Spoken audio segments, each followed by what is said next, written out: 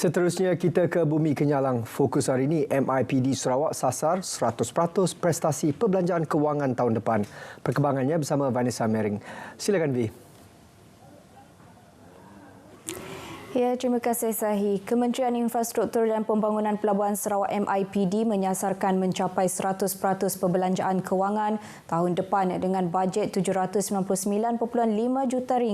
Menterinya Dato' Ahmad Douglas Sugambas berkata prestasi kewangan diunjurkan pada 72% dengan bajet RM796.7 juta tahun ini berbanding 68.2% dengan bajet RM642.8 juta tahun lepas.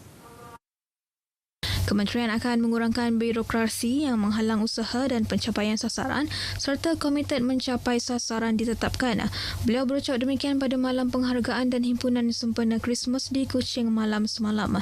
Tambah beliau, beberapa kejayaan dicapai kementeriannya sepanjang tahun ini. Antaranya, berjaya mengurangkan jumlah projek sakit kepada 17 projek setakat ini berbanding 96 projek sakit yang kritikal pada Januari 2022. 4 daripadanya merupakan projek negeri.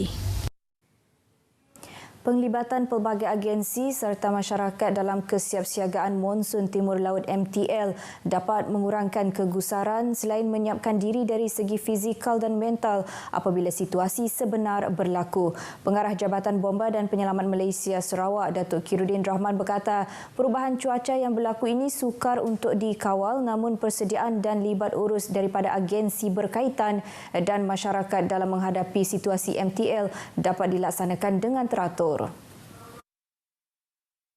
Jelasnya berdasarkan pengamatan dari kes 2021 hingga 2022 akan dapat mengurangkan impak yang dihadapi sebelum ini dengan penyelarasan dan kawal selia, bantuan dan juga integrasi daripada semua agensi dapat dilaksanakan dengan baik.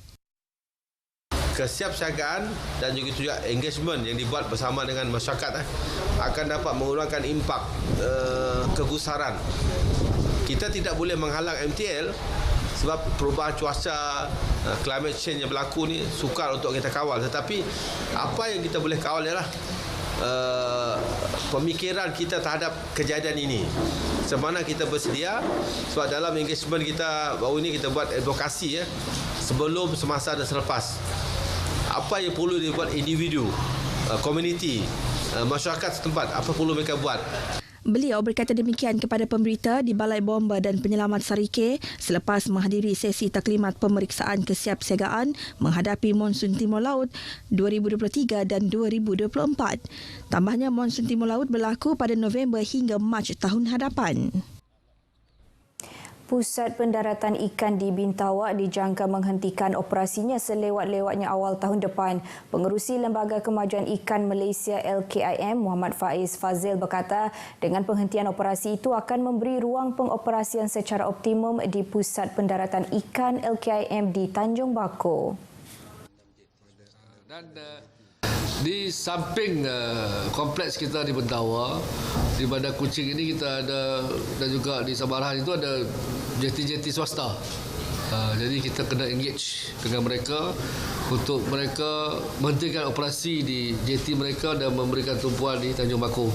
Bagi tahun ini sahaja, kompleks LKIM hanya merekodkan sejumlah 40 pendaratan vesel ikan dari 200 vesel yang terdapat di Kuching dengan nilai pendaratan sekitar 1,000 kilogram.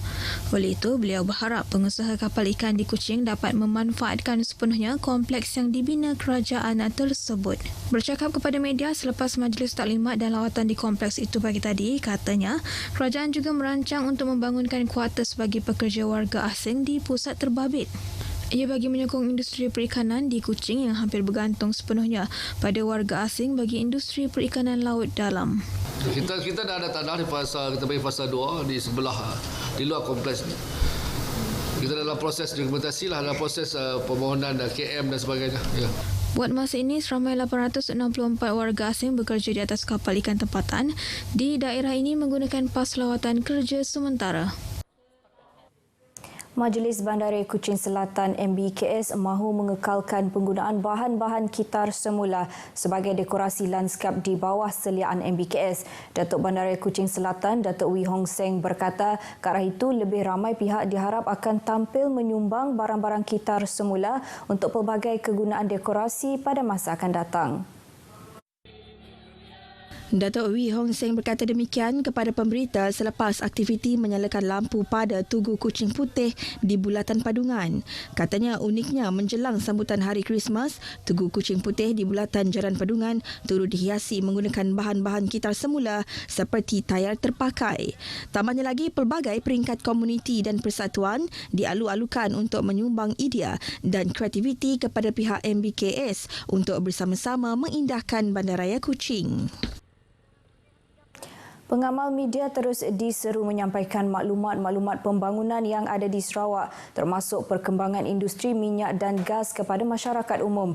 Naib Presiden Sumber Manusia dan Komunikasi Korporat Petroleum Sarawak Berhad, Ismail Said berkata, peranan media amat penting dalam mencapai matlamat Petros mengenai kebajikan masyarakat selain ekonomi.